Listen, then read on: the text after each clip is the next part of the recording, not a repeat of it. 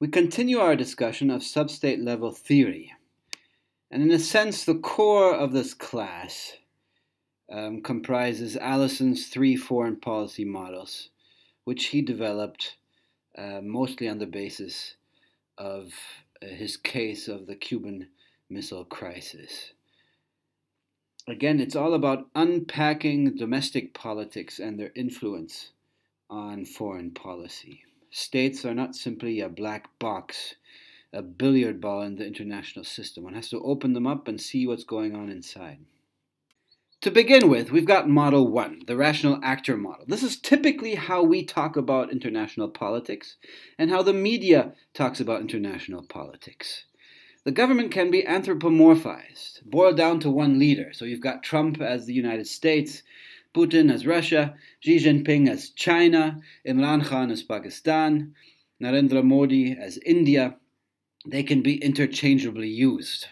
Here, policy reflects the intention of one leader, and the decision that is made at the top is unproblematically then implemented as policy. Leaders make rational decisions. The decisions are based on cost-benefit calculation. What happens if we do this? What are the pluses and minuses? What happens if we make this decision? How are they going to react? And so the interaction between two rivaling states is said to resemble a chess match. Now, it doesn't mean that one always knows what the other side is going to do. One makes guesses about their intentions. So key questions that one asks under this model is, what is the intention of the leader? What will they do next? What are their objectives? What are our best choices given what the other side is probably going to do? Model 1 is a pretty powerful explanatory framework for international politics. But Graham Allison argued that it's missing a lot of the details that actually occur when decisions are made. In fact, he argued that policy does not simply get implemented unproblematically by people tasked with putting it into action. So he came up with the Model 2, organizational process model. Here, policy output is a result of complex governmental processes. So the government is not simply a black box, a unitary actor. Rather, it consists of a large number of organizations. And a large number of organizations are tasks have tasks that are relevant to foreign policy. Ministry of Defense, Ministry of Foreign Affairs, Intelligence Services, the Finance Ministry, so forth and so on. And each of these bureaucracies, each of these organizations has their own standard operating procedures of their own internal hierarchies of how policies are put into action, and also how information is gathered and then passed on to the top. They each have their own internal cultures. So if the leadership at the top has made a decision and is wanting to implement it and needs several organizations to do so, the output is not going to simply reflect the intention of the leader, but it's going to reflect the organizational culture, the standard operating procedures of each organization involved in the implementation. And when the leadership wants information, the information they're going to get is automatically going to be affected by the internal culture and the standard operating procedures of each of the bureaucracies that is collecting that information and giving it to the leadership at the top. So key questions that are asked according to this model is, how might one agency implement policy different from another? What mistakes or what might happen along the way? What unforeseen decisions might change the way a policy is implemented? What might get overlooked in the process? We want to know about the capabilities and constraints that each organization has. That is going to affect how a policy is implemented. I've embedded here two videos from that great BBC comedy series, Yes Minister, later it was called Yes Prime Minister, that illustrates the influence of the bureaucracy on policy decisions and also how information rises to the top or does not rise to the top. Thought. Last night, a confidential source disclosed to me that British arms are being sold to Italian red terrorist groups. I see. May I ask who this confidential source was? Humphrey, I just said it was confidential. Oh, I'm sorry. I naturally assumed that meant you were going to tell me. You seem to be very worried by this information. Well, these things happen all the time. It's not our problem. So does robbery with violence. Doesn't that worry you? No, Minister. Home Office problem. Humphrey, we're letting terrorists get hold of murderous weapons. We're not. Well, who is? Well, who knows? Department of Trade, Ministry of Defence, Foreign Office. We, Humphrey, the British government. Innocent lives are being set at risk by British arms in the hands of terrorists. Only Italian lives, not British lives. With British tourists abroad. Tourists? Foreign Office problem. Humphrey, we have to do something. With respect, Minister, we have to do nothing. What do you mean? The sale of arms abroad is one of those areas of government that we do not examine too closely. Well, I have to, now that I know about But it. you can say you don't know. You're suggesting I should lie? Oh, not you, Mr. No. Well, who should lie? Sleeping dogs, Minister. Now, I'm going to raise this. No, Minister, I beg you. A basic rule of government is never look into anything you don't have to. And never set up an inquiry unless you know in advance what its findings will be. I can't believe this. We're talking about good and evil. Our Church of England problem. No, Humphrey. Our problem. We are discussing right and wrong. You may be, Minister, but I'm not. It would be a serious misuse of government time. Selling arms to terrorists is wrong. Can't you see that, Humphrey? No, Minister. Either you sell arms or you don't. If you sell them, they will inevitably end up with people who have the cash to buy them. But not terrorists. Well, I suppose we could put some sort of government health warning on the rifle, perhaps. This gun can seriously damage your health. It's all very well to take this lightly, Humphrey, but we cannot close our eyes to something that is as morally wrong as this. Very well, Minister. If you insist on making me discuss moral issues, may I point out to you that something is either morally wrong or it isn't. It can't be slightly morally wrong. No, don't quibble, Humphrey. Government isn't about morality. Really? What is it about, then? Stability. Keeping things going. Preventing anarchy. Stopping society falling to bits. Still being here tomorrow. What for? I beg your pardon. What is the ultimate purpose of government, if it isn't for doing good? Minister, government isn't about good and evil. It's only about order or chaos. And it's in order for Italian terrorists to get British bombs. And you don't care? It's not my job to care. That's what politicians are for. My job is to carry out government policy. Even if you think it's wrong? Well, almost all government policy is wrong, but frightfully well carried out. Humphrey, have you ever known a civil servant to resign on a matter of principle? I should think not. What an appalling suggestion. For the first time, I fully understand that you are purely committed to means and not to ends. Well, as far as I'm concerned, Minister, and all of my colleagues, there is no difference between means and ends. If you believe that, Humphrey, you will go to hell. Minister, I had no idea you had a theological bent. You are a moral vacuum, Humphrey. If you say so, Minister. It's time for your lunch appointment, Minister. You're keeping very quiet, Bernard. What would you do about all this? I would keep very quiet, Minister. So, Minister, may we drop this matter of the arms sales? No, we may not. I'm going to tell the Prime Minister, personally. Make an appointment for me, would you, Bernard? This is just the sort of thing that the Prime Minister wants to know about. I assure you, Minister, this is just the sort of thing the Prime Minister desperately wants not to know about. We shall see about that. Indeed, we will. What's the matter, Bernard? Oh, nothing really, Sir Humphrey. You look unhappy. Well, I was just wondering if the Minister was right, actually. Very unlikely. What about? About ends and means. I mean, will I end up as a moral vacuum, too? Oh, I hope so, Bernard. If you work hard enough.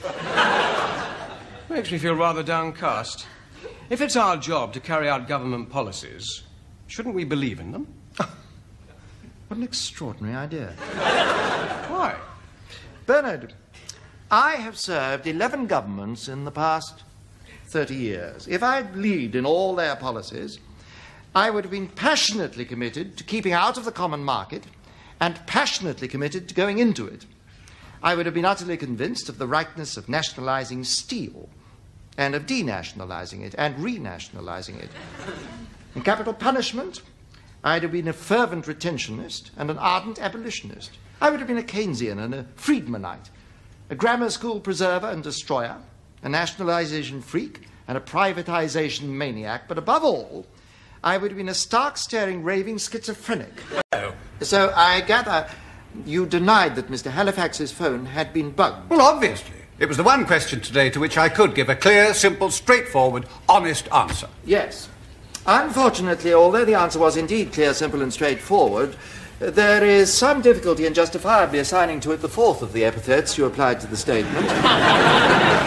Inasmuch as the precise correlation between the information you communicated and the facts, insofar as they can be determined and demonstrated, is such as to cause epistemological problems of sufficient magnitude as to lay upon the logical and semantic resources of the English language a heavier burden than they can reasonably be expected to bear. Epistemological? What are you talking about? You told a lie. A lie? A lie. What do you mean, a lie? I mean, you lied. Yes, I know this is a difficult concept to get across to a politician. Yes, you did not tell the truth. You mean we are bugging you, Halifax's telephone? We were. We were? When did we stop? 17 minutes ago. Well, you can't call that lying.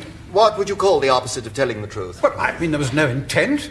I didn't mean to deceive them. I'd never knowingly mislead the house. Nonetheless, you have done so. It wasn't my fault. I didn't know he was being bugged. Prime Minister, you are deemed to have known. You are ultimately responsible. Why wasn't I told? The Home Secretary might not have felt the need to inform you. Why? Perhaps he didn't know either. Or perhaps he'd been advised that you did not need to know. Well, I did need to know. Apparently, the fact that you needed to know was not known at the time that the now known need to know was known. And therefore, those that needed to advise and inform the Home Secretary perhaps felt that the information that he needed as to whether to inform the highest authority of the known information was not yet known. And therefore, there was no authority for the authority to be informed because the need to know was not at that time known or needed. What? We could not know that you would deny it in the House. Well, obviously I would if I didn't know and I were asked. We did not know that you would be asked when you didn't know. I was bound to be asked when I didn't know if I didn't know. What? It was thought that it was better not to inform you. You see, Hugh Halifax is one of your government team, and as such, it was thought that it was better not to create distrust. We only tell you when you should be aware. When's that? You should now be aware because you have just denied it. Well, it would have been rather more helpful if I'd been aware before I denied it. On the contrary, Prime Minister, if you had been aware before you denied it, you wouldn't have denied it. But I needed to know. We do not always tell you about bugging when you need to know. You see, at times, Prime Minister, we need you not to know. Why did you decide that I didn't need to know? I didn't. Well, who did? Nobody. It was just that nobody decided to tell you. Well, it's the same thing. On the contrary, Prime Minister, to decide to conceal information from you is a heavy burden for any official to shoulder, but to decide not to reveal information to you is routine procedure. Humphrey, I need to know everything. Everything? Everything. Very well. Stationery deliveries this week to the cabinet offices. 4 dozen packets of size 2 paper. Humphrey, don't be silly. I mean important things. Who should decide what is important? Humphrey, how can you possibly defend this cock-up? Well, as you said in the House, we got it wrong. You got it wrong. I, Prime Minister, I am merely a humble servant, a lowly official. The Home Secretary made the decision. Can you think of any reason why I shouldn't ask him to resign? With respect, Prime Minister, you should only ask him to resign when he has made a mistake which could have been seen at the time and not with the benefit of hindsight. But you see, the trouble today has arisen because of your own error of judgment in making this denial. What? You should not have denied something about which you did not know. But that was your fault. You've just admitted keeping secrets from the Prime Minister. Not at all, Prime Minister. The system works perfectly well as long as the Prime Minister tells the civil service everything that he's going to say before he says it. But if, precipitately, he says something without first clearing it with his officials, he has only himself to blame. You must not say anything in public without first clearing it with respect, Prime Minister. You must learn discretion. I didn't know there was anything to be discreet about. In government, there's always something to be discreet about.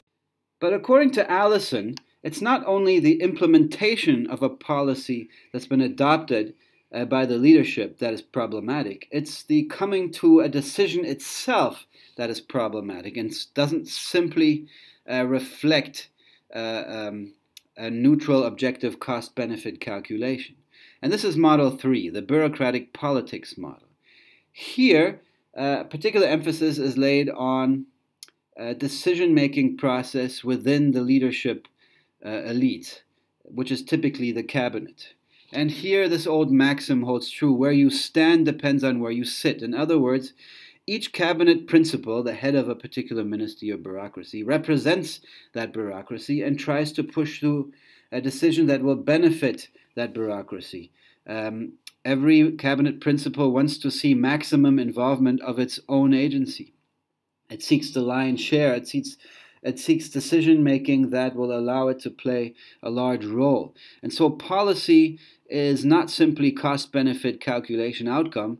It's an outcome of bargaining, of conflict, of cooperation among cabinet principals. And here ministry interests drive policy making. It could be electoral interest, political interests in terms of, particularly in parliamentary democracies. Each member of the cabinet also has to run for elections from their constituency. In presidential democracy, that's obviously not the case. But still, the bureaucratic politics plays a large role. So the key question that one asks here is, what are the competing interests of cabinet principals? What ministries do they represent? What kind of personalities do they have? In particular, what connection do they have with the head of government, which would be either the Prime Minister, the Chancellor, or the President? These are important questions to ask when we look at Model 3. Now, some students get confused by the difference between Model 2 and Model 3. But the key here is this, that Model 2 looks at the process of policy implementation and the collection of information in the various bureaucracies involved in policy implementation. The bureaucratic politics model, Model 3, looks at the politics at the very top before a decision is made. It looks at the bargaining and the manipulation and the cooperation that exists at the top level between the various cabinet principals. Now that we've covered these theoretical models, we're going to apply them to the Cuban Missile Crisis. And for that purpose, I've embedded here a basic overview video of the facts of the Cuban Missile Crisis, which, of course, you've already read in the article assigned.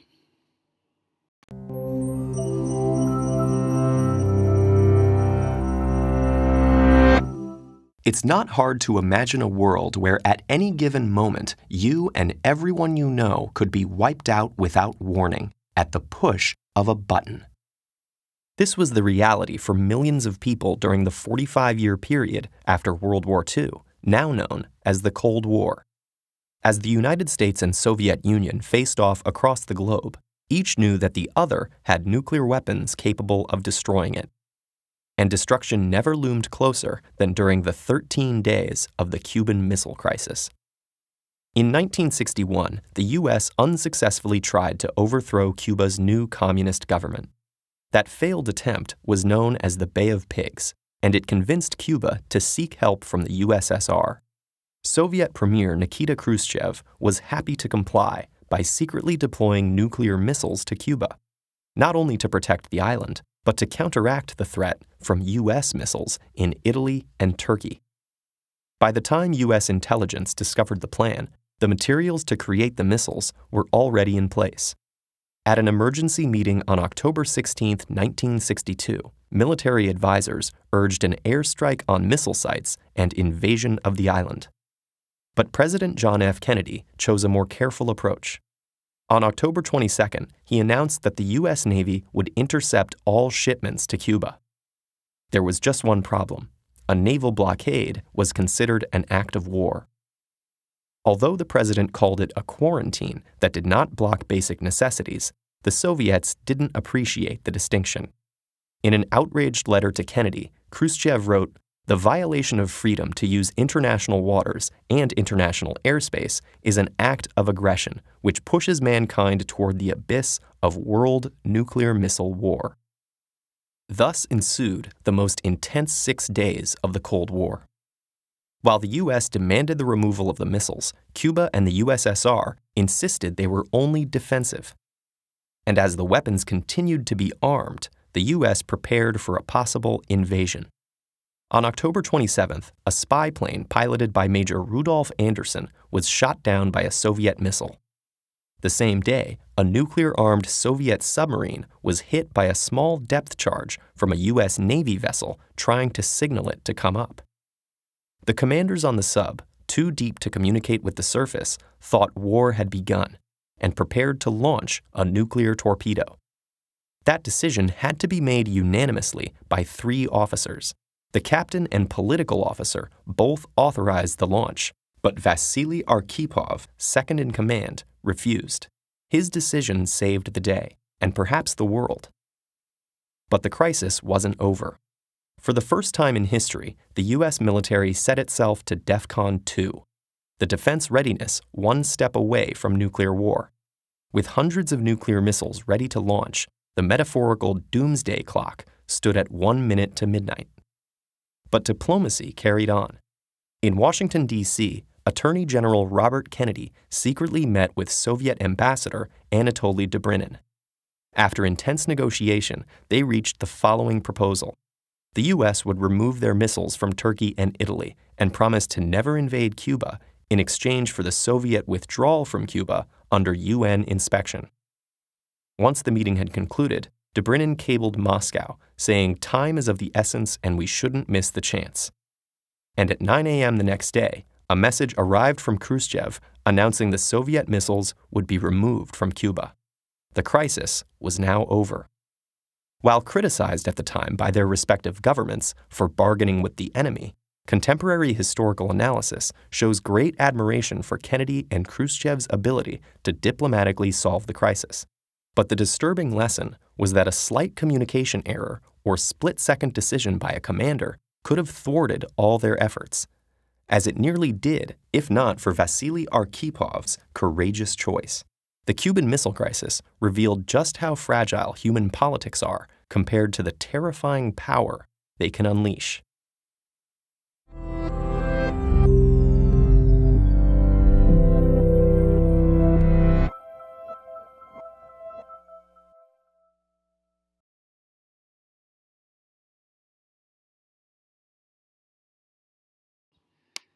Now, the dominant and most widely known analyses of the Cuban Missile Crisis have been on the basis of Model 1, the rational actor model. Now, this could be applied to either the US cabinet or the Soviet cabinet, or both in interaction with one another. Most of the material that we have is based on the US cabinet. But here, President Kennedy and his advisors faced the conundrum. We've got these missiles in Cuba. How should we respond? And essentially there were 6 possibilities. Do nothing. Accept it. Some people argue that it didn't really change any military balance at all. And to a large extent that is true. However, politically it was very difficult for Kennedy to just accept it. He would be seen as weak if he didn't do anything about it. Number 2, diplomatic pressure to try and remove missiles. Number 3, blockade and negotiate, blockade Cuba. It was then called a quarantine, and negotiate with them.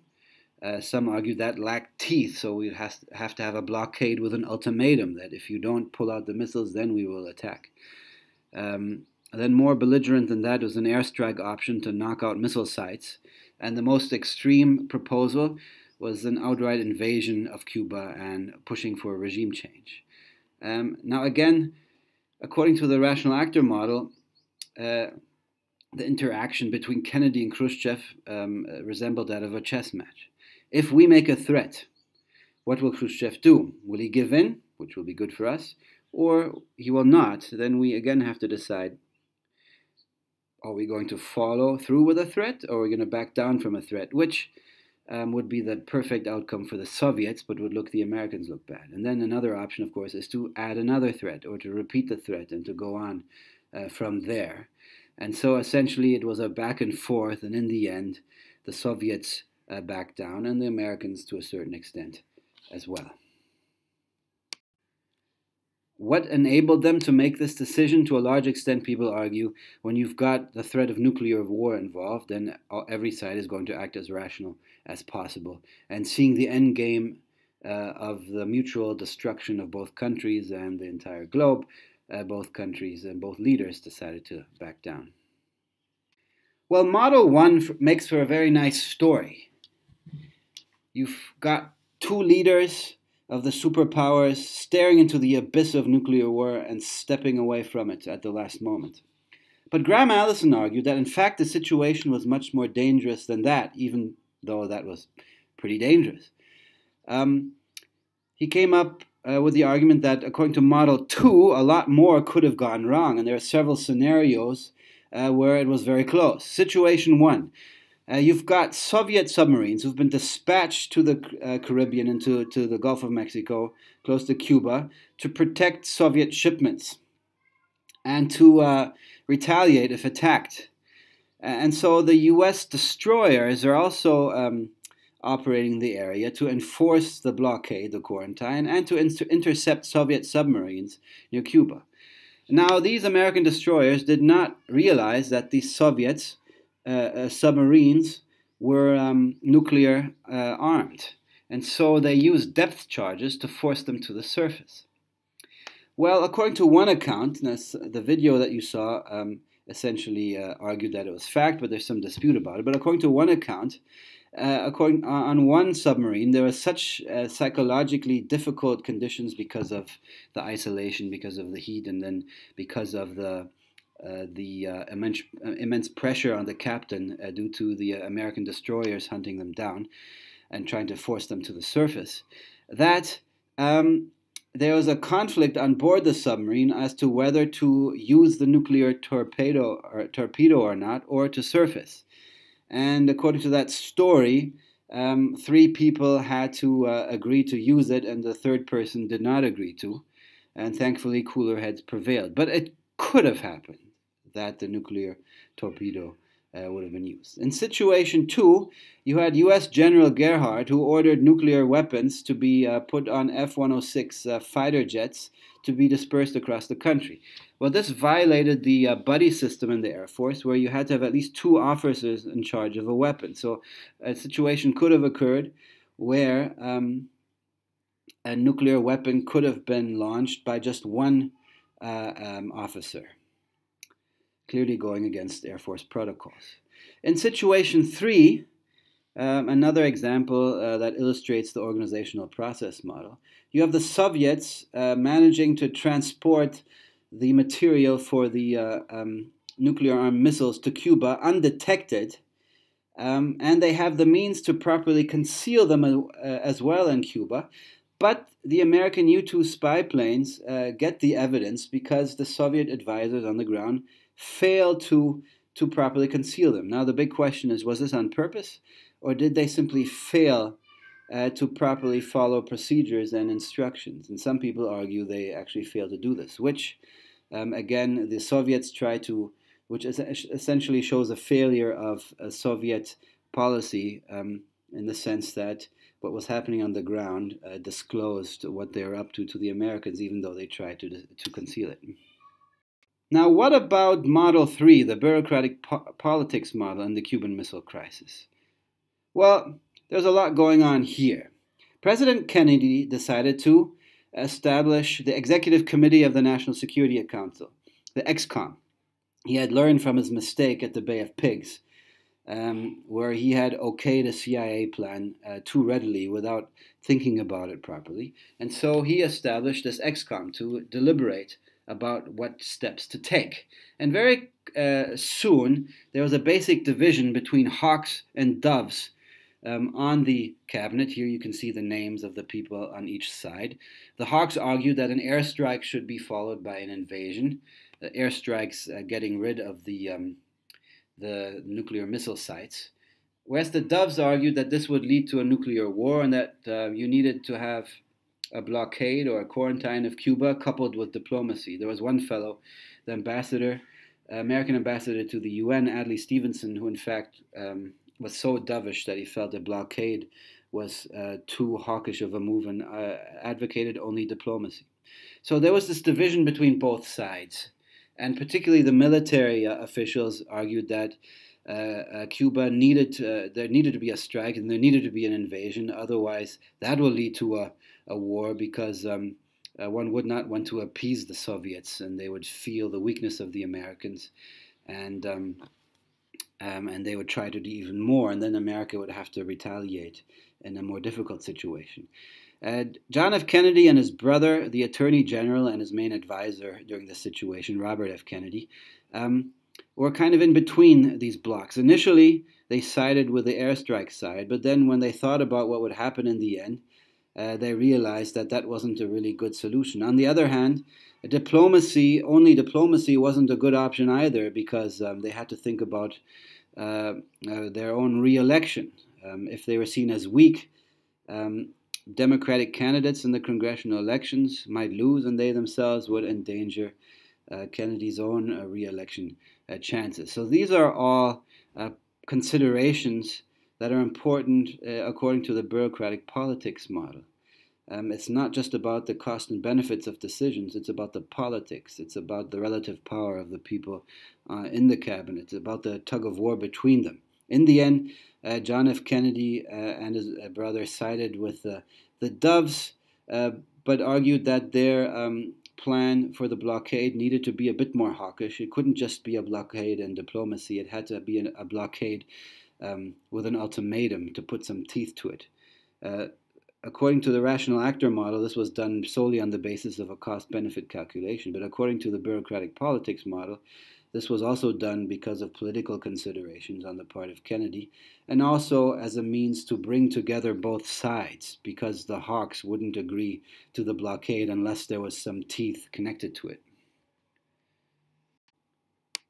Now, according to Graham Allison, things could have gone wrong, and models 1, 2, and 3 each could be used to explain how such a catastrophic scenario could plausibly have happened. So what you need to do for this first part of the writing assignment is to write 3 paragraphs, one each for each model, based on the evidence of the Cuban Missile Crisis, of what happened and what could have gone wrong, and also an accurate interpretation of each model. Explain 1 paragraph each how each model might have explained or might have predicted a catastrophic nuclear war. Here's the second part of the writing assignment. Now I want you to think a bit creatively, but in 2 paragraphs, apply models 2 and 3, the organizational process model and the bureaucratic politics model, and try to find one foreign policy event in Pakistan's history that is best explained by each of these models. Now, it could be the same foreign policy event examined from 2 different angles, Model 2 and Model 3, or it could be 2 different foreign policy events, one best explained by Organizational Process Model 2, and the other best explained by the Bureaucratic Model, Politics Model 3. So 1 paragraph each